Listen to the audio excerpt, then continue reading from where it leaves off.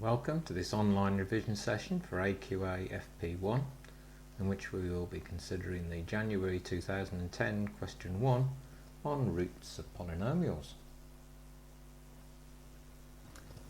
Well, as you can see in the first part of this question, we're looking at a quadratic with form 3x squared minus 6x plus 1 equals 0. And the two key facts you need to remember is that the sum of the roots, that's alpha plus beta, is equal to minus b over a,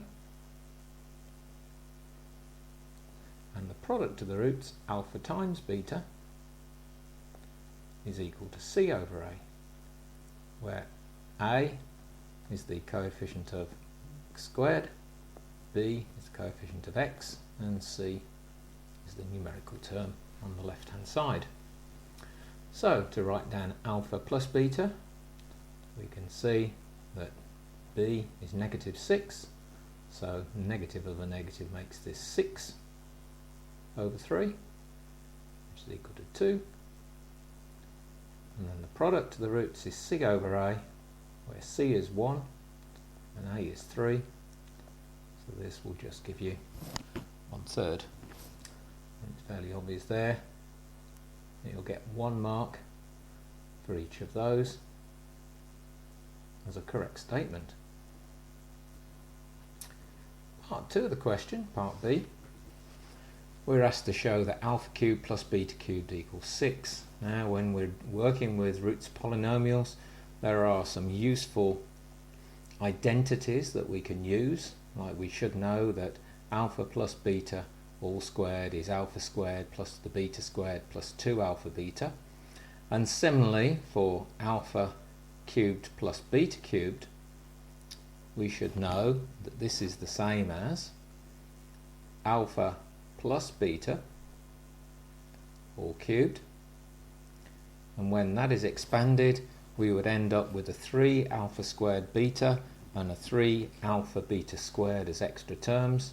So those are the two things that we need to subtract, and since alpha beta is a factor of both, we can write that as 3 lots of alpha beta times alpha plus beta.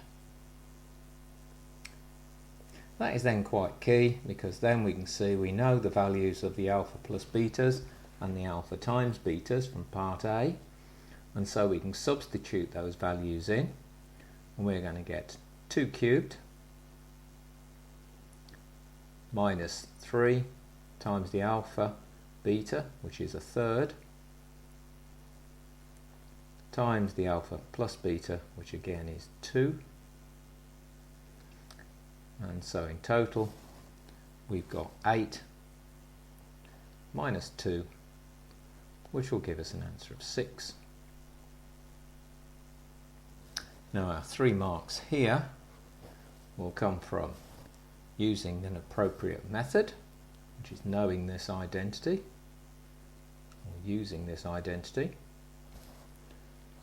Then a method mark then for substituting in appropriate values into that identity, and then finally an accuracy mark for obtaining the correct value of the alpha cubed plus beta cubed. And finally in part C, we're then asked to find a quadratic equation with integer coefficients which has the roots alpha squared over beta and beta squared over alpha. So our new quadratic, we know again that the sum of the roots is related to the minus b over a, and the product of the roots is related to c over a. So the things we need to do is to start with looking at the sum of these two roots. And at this point we need to realise we're adding two fractions, so we need a common denominator. So our common denominator will be alpha times beta, just multiplying those two separate denominators together. So the first one is multiplied by alpha, which is going to give us alpha cubed, and the second one is multiplied by beta, which is going to give us beta cubed. So that gives us our alpha cubed plus beta cubed. And then using the answers that we got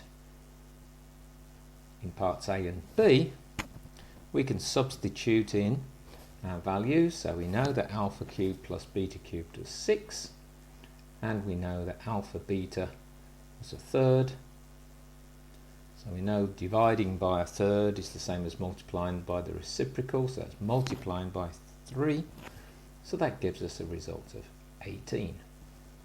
So we know with our new quadratic equation that minus b over a is equal to 18. Similarly, if we look at the product of the roots, we've got again alpha squared over beta multiplied by beta squared over alpha. Well, since we're multiplying these together, we know that one of those alphas will cancel out top and bottom, and similarly that one of the betas will cancel out top and bottom. So this simplifies down to just alpha multiplied by beta, and from part A of the question we know that this is equal to 1/3. And in terms of our new quadratic equation, this is going to be equal to c over a. Now we all need to do is to fix our values of a, b and c. So we can see if we set a as 3, then c must be equal to 1.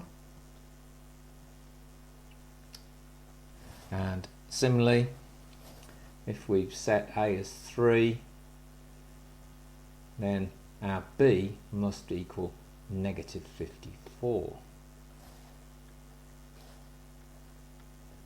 And so the quadratic equation that we would then write down would be 3 lots of x squared minus 54 lots of x plus 1, because that's the value of c, being equal to 0.